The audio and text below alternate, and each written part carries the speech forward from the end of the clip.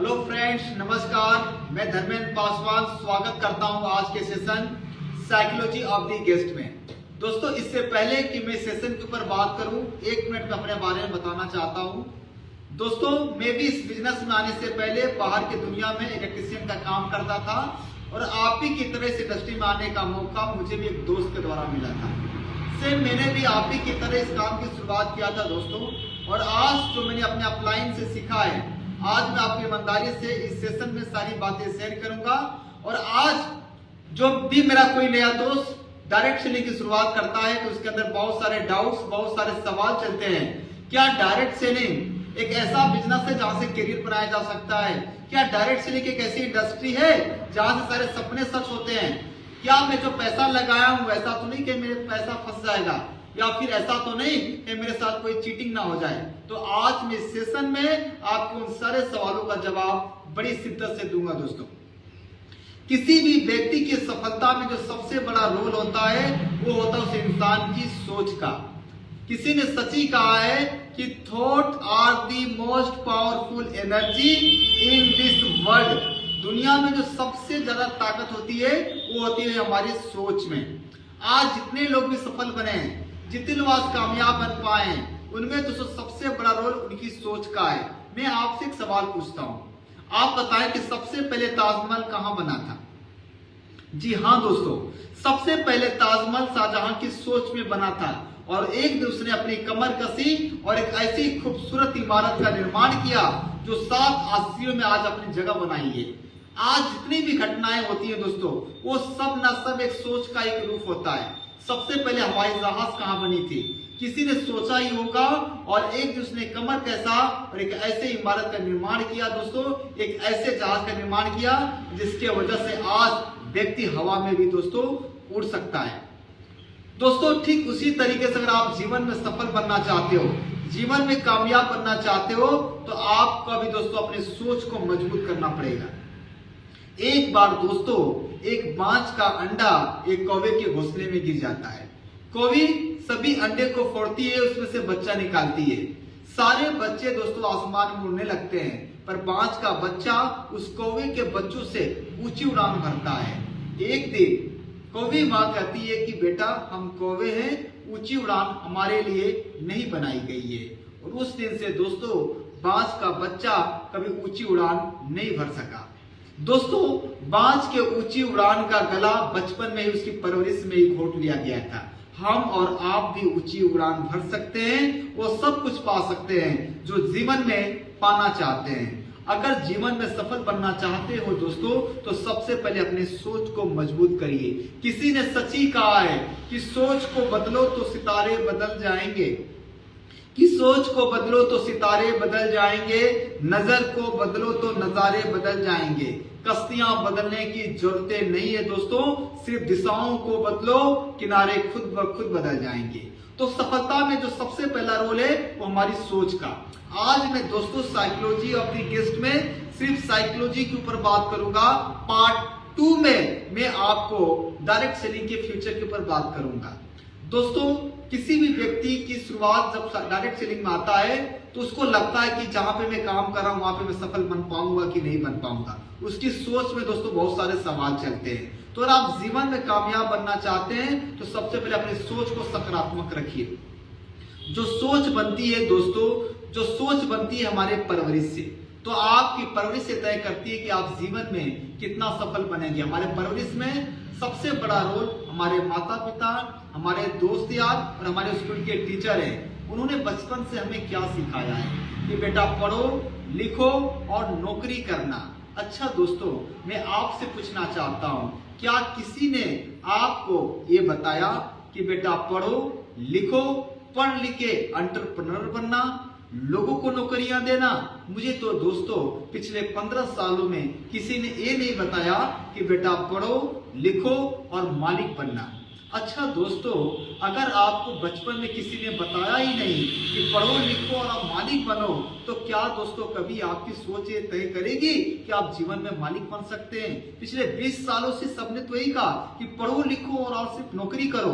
बाहर स्कूलों में आज बड़े से बड़े नौकर तैयार किए जाते हैं दोस्तों। किसी स्कूलों में ना तो एंटरप्रेन्योर की बातें होती है, ना तो मालिक बनने की बातें होती है। तो दोस्तों डायरेक्ट सेलिंग में सफल बनना है तो सबसे पहले अपनी सोच को आप बड़ी करिए।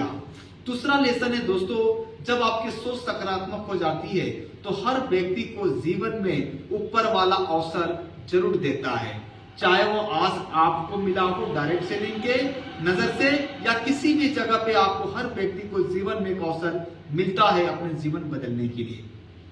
90% लोगों को जब भी जीवन में मौका मिलता है उस मौके को पहचान नहीं पाते हैं। दोस्तों मौके को लोग क्यों नहीं पहचान पाते हैं, मैं इसे आपको एक छोटी सी स्टोरी से समझाना चाहता हूँ। एक व्यक्ति था, उसके दुकान में बहुत अच्छी अच्छी पेंटिंग बनी हुई थी दोस्तों। उसके पेंटिंग को लोग खरीदने के लिए दूर दूर से आया करते थे। उसकी दुकान में एक ऐसी तस्वीर थी जिसको देखकर लोग ये नहीं समझ पाते थे कि ये पेंटिंग पूरी है या फिर अधूरी है, इंसान की है या फिर जानवर की है। लेकिन उसका प्राइस उस दुकान में सबसे ज्यादा था दोस्तों। लोगों ने बोला उस शॉपकीपर से कि भैया आप बताएं कि इस तस्वीर को आप कैसी तस्वीर बनाए हैं। उस दुकानदार ने कहा कि एक अपॉर्चुनिटी की तस्वीर है, एक मौके की तस्वीर है। उस दुकानदार से ये बोलने जाने पे लोगों ने बोला कि थोड़ा मुझे एक्सप्लेन करके बताएं कि ये तस्वीर मौके के ऊपर कैसे आपने बनाया है। ध्यान से समझना दोस्तों, वो तस्वीर का कुछ रंग रूप ऐसे था कि जो उसने तस्वीर बना रखी थी उसके पास दोनों लातें नहीं थे, उसके दोनों पैर नहीं थे दोस्तों। उसके हाथ की जगह पे पंख लगी हुई थी। उससे भी ज्यादा हैरान की बात यह थी कि जो उसके चेहरे थे आगे से बड़े बड़े बालों से ढके हुए थे। उसका पीछे का हिस्सा दोस्तों गंजा था, पीछे बाल ही नहीं थे। उस व्यक्ति ने एक एक करके बताया कि जब भी आपके जीवन में मौके मिलेंगे, अवसर मिलेंगे, तो वो कभी चल के नहीं आएंगे, कभी उनके आने की आहट नहीं होगी, वो दरवाजा नॉक करके नहीं आएंगे कि यस आई एम अपॉर्चुनिटी, इसलिए मैंने उसके पैर नहीं बनाए हैं। उसने कहा कि इस तस्वीर में आप देख रहे होंगे कि इसके पास हाथ नहीं है। हाथ नहीं इसका मतलब है कि जीवन में दोस्तों कभी भी मौका आपको ये नहीं बताया कि आएंगे, क्योंकि दोस्तों उसके हाथ नहीं बने हुए थे। उसने बोला कि इसके कपड़े आपने फटे और गंदे कपड़े क्यों पहना रखे हैं। उसने बोला कि फटे और गंदे कपड़े ये गरीबी का प्रतीक है कि कभी भी जब जीवन में आपके मौके मिलेंगे तो मौके आपके दयनीय हालात में मिलेंगे, आपके पास पैसे नहीं होंगे, आप डिसीजन नहीं ले पाएंगे। ये फटे और गंदे कपड़े आपको गरीबी को दर्शाते हैं। लोगों ने पूछा कि इसका चेहरा आगे से बड़े बड़े बालों से क्यों ढक रखा है। बोला कि इसका चेहरा मैंने बड़े बड़े बालों से इसलिए ढक रखा है कि आप इसे देख के समझ नहीं पाएंगे कि आपके लिए मौका है या फिर धोखा है। जैसे कि आप इस तस्वीर में नहीं समझ पा रहे हैं कि तस्वीर आदमी की है या औरत की है, पूरी है या अधूरी है, क्योंकि मौका का कोई रंग रूप नहीं होता है। लोगों ने पूछा कि उसका पीछे का हिस्सा गंजा क्यों है। उस व्यक्ति ने बताया कि जब समय बीतने के बाद आप उसको पीछे से पकड़ने की कोशिश करोगे तो उसका पीछे बाल ही नहीं है। वो मौका जितने आहिस्ते से आया है वो आप पकड़ोगे तो पीछे बाल नहीं, हाथों से फिसल जाएगा। और सबसे हैरान की बात तो ये है दोस्तों कि आते समय उसके पास पैर नहीं है, पर जाते समय उसके हाथ की जगह पे पंख है। वो जितना आहिस्ते से मौका आएगा उतना तेजी से मौका चला भी जाएगा। जब मैं पहली बार इस स्टोरी को सुना था तो मुझे भी समझ में आ गया कि यही वो कारण है कि ज्यादातर लोग अपने मौके को पहचान नहीं पाते हैं, क्योंकि मौका कभी भी आपको पहले से बताकर नहीं आएगा। तो दोस्तों एक बार जोरदार तालियां उस पेंटर कार के लिए जिन्होंने इतना अच्छी तस्वीर बनाई थी दोस्तों। Thank you so much. ठीक उसी तरीके से दोस्तों डायरेक्ट सेलिंग में भी काल्पनिक 10 लोगों को मौका मिलता है। जब 10 लोगों को मौका मिलता है तो उसी में से कुछ लोग इतिहास रचते हैं, कुछ लोग फेलियर हो जाते हैं। जब 10 लोगों को मौका मिलता है दोस्तों उसमें से कुछ लोग खामखा निकल जाते हैं।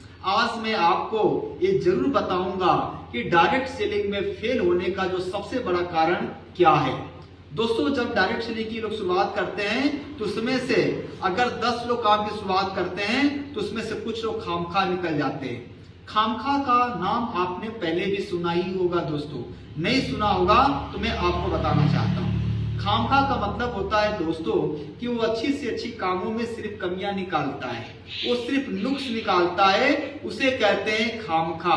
दोस्तों मैं आपको एक एग्जांपल देता हूं। जैसे दोस्तों आपने एक सूट खरीद के लेकर आया, बहुत पसंद से लेकर आया था, आपने अपने एक मित्र को दिखाया, बोला दोस्त मैं एक सूट खरीद के ले आया हूं मैं, और मैं इसे अपने शादी में पहनूंगा।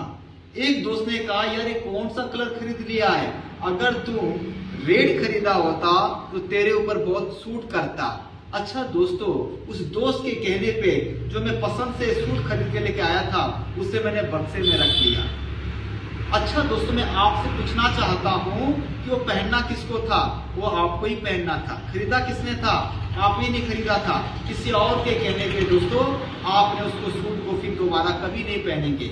ऐसे ही खामखा लोग होते हैं, वो छोटे छोटे कमियों में सिर्फ नुक्स ही निकालते हैं। एक व्यक्ति बहुत अच्छी पेंटिंग बनाया, उसने चौराहे पे टांग दिया, चौराहे पे टांगने के बाद उसने नोट में एक लाइन लिख दिया कि अगर इस तस्वीर में कहीं पर भी कमी हो तो प्लीज आप उसको वहां पे निशान लगा दीजिए, वहां पे टिक कर दीजिएगा। शाम हो गई दोस्तों, जब वो लड़का गया पेंटिंग लेने के लिए, इतनी सारी कमियां कि वो लड़का बहुत डिमोटिवेट हो गया। उसे लगा कि मेरे अंदर इतनी कमियां। उसके गुरु के पास भागे भागे गया, बहुत डिमोटिवेट था। गुरु जी उसको देखने के बाद बोले बेटा परेशान मत हो, एक तस्वीर और बनाओ और नोट में लिख दो कि अगर इस तस्वीर में कहीं पर भी कमी हो तो प्लीज उसको आप ठीक कर दो। मैं आपसे पूछना चाहता हूं कितनी कमियां मिली होंगी? बिल्कुल दोस्तों एक भी कमियां नहीं मिली। इसलिए तो कहा गया है कि बुरा देखन में चला, बुरा ना मिलिए कोई, जो दिल ढूंढा आपने तो मुझसे बुरा ना कोई। तो कमियां निकालना आसान है दोस्तों, पर उस कमियां को ठीक करना सबसे मुश्किल काम है। जब खामखा से बचेंगे तो अगले लोगों से मुलाकात होगी दोस्तों, वो है सलाहकार। मैं आपसे पूछना चाहता हूं सलाह लेनी अच्छी बात है या फिर बुरी बात है? जी हाँ, आप कमेंट में जरूर जवाब दीजिएगा। जी हाँ दोस्तों, सच ही कहा है किसी ने कि सलाह लेनी अच्छी बात है, पर मैं आपसे पूछना चाहता हूं कि अगर आपको डॉक्टर बनना है तो आप डॉक्टर बनने की सलाह किससे लेंगे? आपको किसी डॉक्टर से ही तो लेंगे। अगर आपको टीचर बनना है तो टीचर बनने की सही एडवाइस कौन दे सकता है आपको? सीधी सी बात है, कोई टीचर ही दे सकता है। अगर आपको क्रिकेटर बनना है तो क्रिकेटर बनने की सही एडवाइस, सही गाइडलाइन कौन बता सकता है आपको? आपको कोई सफल क्रिकेटर। उसी तरीके से दोस्तों अगर आपको बड़ा नेटवर्कर बनना है, डायरेक्ट सेलर बनना है, आपको डायमंड क्राउन डायमंड बनना है, तो दोस्तों आपको सफल बनने के लिए ये कौन बता सकता है? आपको कोई सफल नेटवर्कर ही तो बता सकता है। लेकिन दोस्तों होता कुछ यूं है कि बाहर में हम अपनी सफलता दोस्तों उस व्यक्ति से पूछते हैं जो इस फील्ड में कामयाब है, पर जब हम डायरेक्ट सेलिंग में आते हैं हम लोगों के ऊपर डिपेंड हो जाते हैं। मैं आपसे पूछना चाहता हूं, आप अपने पिताजी से पूछिए, मैं मना नहीं करता हूं, मैं आप अपने मम्मी से पूछिए, मैं मना नहीं करता हूं, पर मैं आपसे पूछना चाहता हूं कि आपके पिताजी या आपकी मम्मी क्या डायरेक्ट सेलिंग करती हैं या फिर आपके मामा जी डायरेक्ट सेलिंग करते हैं? मैं ये नहीं कहता हूं कि अपने मम्मी पिता की बात ना माने दोस्तों, वो आपको जन्म दिए हैं, वो आपसे प्यार करते हैं। इसका मतलब ये नहीं कि वो आपको सफल भी बना देंगे, वो हमको प्यार दे सकते हैं। हमें सफल तो वही व्यक्ति बना सकता है दोस्तों जो ऑलरेडी इस प्लेटफॉर्म पे कामयाब होगा। तो सलाह दोस्तों सोच समझ के लीजिएगा। आपके जीवन में जो सबसे बड़ा रोल है वो आपका एडवाइजर कौन है, आपका सलाह कौन है। मैं तो कभी कभी ये भी कहता हूं अपने दोस्तों से कि महाभारत में दो कैरेक्टर थे, एक पांडव और एक कौरव। अच्छा दोस्तों सोच के देखिए एक बार, अगर पांडव के सलाहकार कृष्ण भगवान ना होके अगर शकुनी मामा होते, और दूसरी तरफ अगर कौरव के सलाहकार अगर शकुनी मामा ना होके कृष्ण भगवान होते, तो फिर महाभारत का इतिहास क्या होता है? आज पांडव की जगह पे आज कौरव की विजय प्राप्त होती। तो आपके जीवन में सबसे बड़ा रोल आपके सलाहकार का है। तो सलाह लीजिए पर सोच समझ के लीजिए दोस्तों। सलाह तो एक ऐसा चीज है जो लोगों को फ्री में मिलती है। एक से मांगोगे 10 देंगे, 10 से मांगोगे 100 देंगे, लेकिन जब किसी से मदद मांगने जाओगे दोस्तों कोई भी नहीं दे सकता है। तो आप जब डायरेक्ट सेलिंग की शुरुआत करते हैं, जब भी दोस्तों आप इस इंडस्ट्री में आते हैं तो आप सोच समझ के अपना एडवाइजर, अपना सलाहकार बनाइए। किसी कामयाब व्यक्ति से अपने कामयाबी की दास्तान पूछिए। जब खामखा से बचेंगे, सलाहकार से बचेंगे, बाकी जो 6-7 लोग काम की शुरुआत करते हैं वो कौन होते हैं? वो लोग होते हैं दोस्तों जो अपने अपलाइन की बात मानते हैं, जिनको विश्वास होता है अपने कंपनी पे, अपने प्रोडक्ट पे, अपने अपलाइन पे कि yes I can do it, मैं यहां से अपने आप को साबित कर सकता हूं मैं।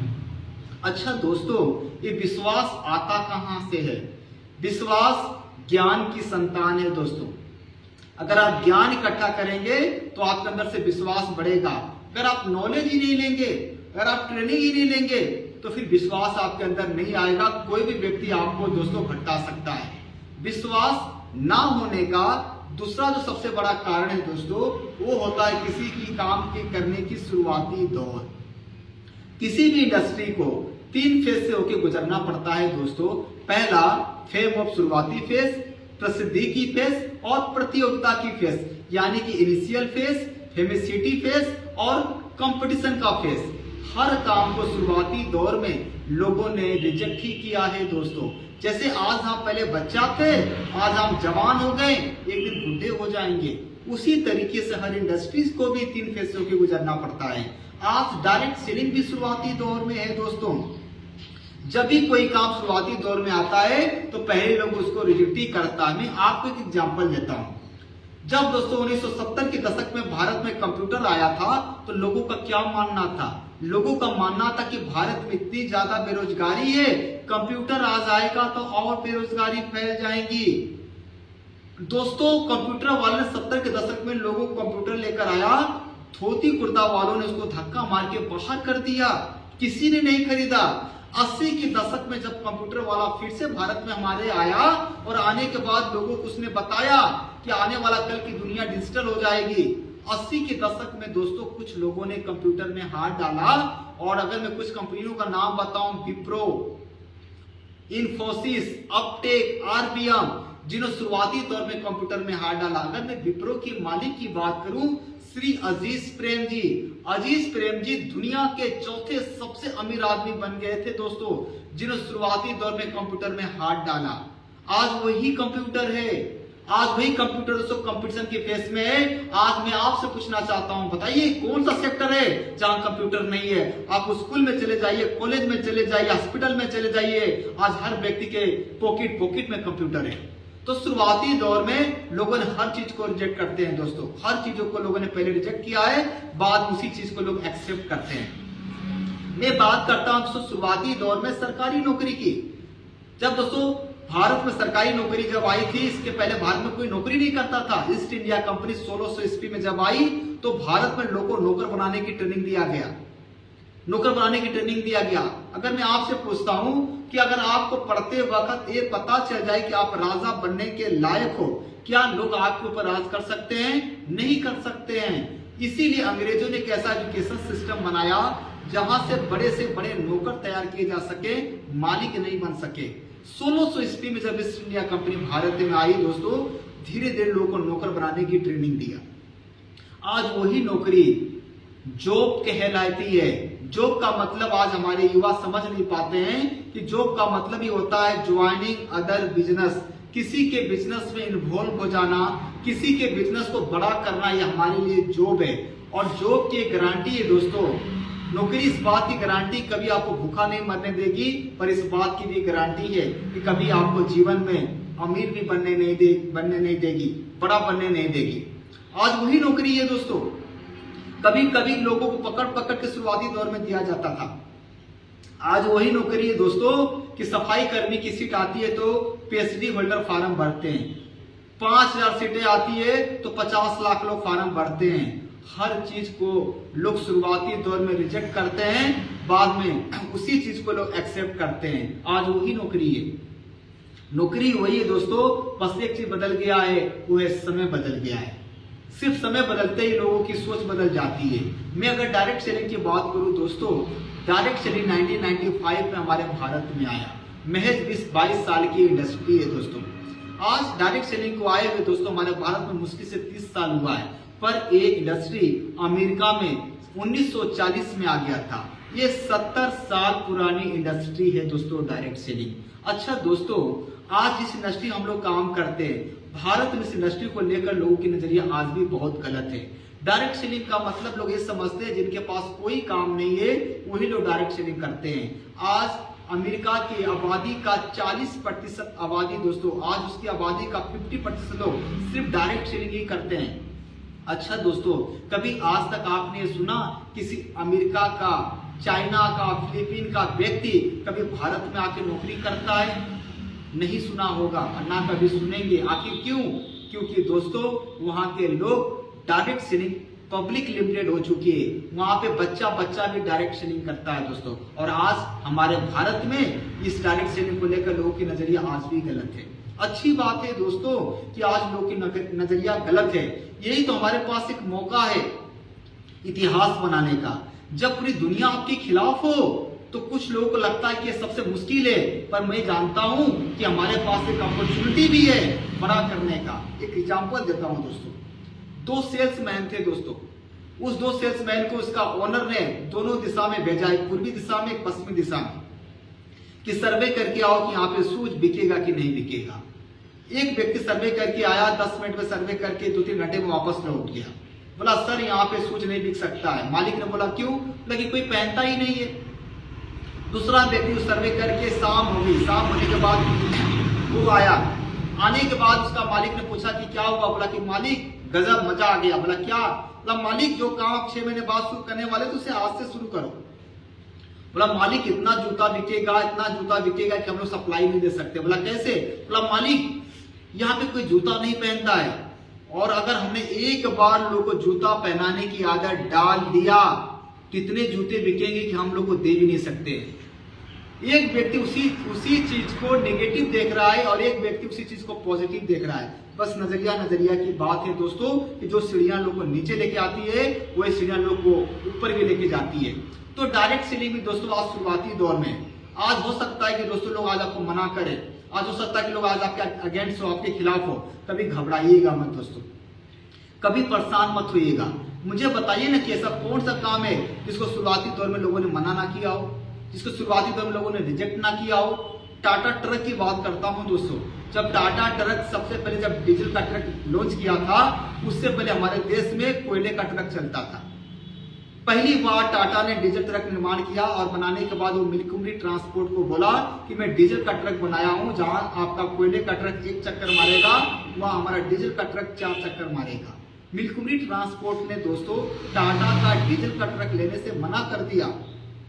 टाटा साहब ने बोला कि आप मेरा एक ट्रक लेके देखिए, 2 लेके रखिए, मत दीजिए पैसा, जब आपको बेनिफिट होगा, प्रॉफिट होगा तब मुझे दीजिएगा। टाटा ने अपने डीजल ट्रक को दिया दोस्तों, अपनी मैकेनिक दिया, अपना फ्यूल दिया, अपना सर्विस दिया, सब कुछ दिया। सच में मिल्कुमरी को उसका बेनिफिट समझ में आया। उसने 1 ट्रक, 2, 4, 8 और 10। टाटा ने बोला बस बहुत तुमने टाटा कर लिया, अब पहले 10 का पैसा जमा करो, फिर तुमको मैं अगला ट्रक दूंगा। आज वही ट्रक है दोस्तों जिसको शुरुआती दौर में लोगों ने रिजेक्ट किया था, आज वही ट्रक है। यकीनन दोस्तों आप किसी हाईवे पे चले जाइएगा, अगर 100 ट्रक आपकी आंखों से गुजरेगी तो उसमें से 90 ट्रक सिर्फ टाटा की होगी, कि कभी उसी टाटा को लोगों ने टाटा किया था दोस्तों।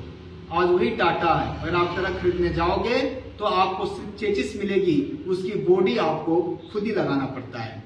तो मैं आपसे पूछना चाहता हूं कि शुरुआती दौर में एक भी ऐसा काम नहीं है जिसको लोगों ने रिजेक्ट नहीं किया है। तो दोस्तों मेरे सभी नए दोस्त जिन्होंने डायरेक्ट सेलिंग की अभी नए शुरुआत किया है, मुझे पता है दोस्तों आज आपके घर वाले शायद आपका सपोर्ट ना करें, शायद आपका भरोसा ना करें।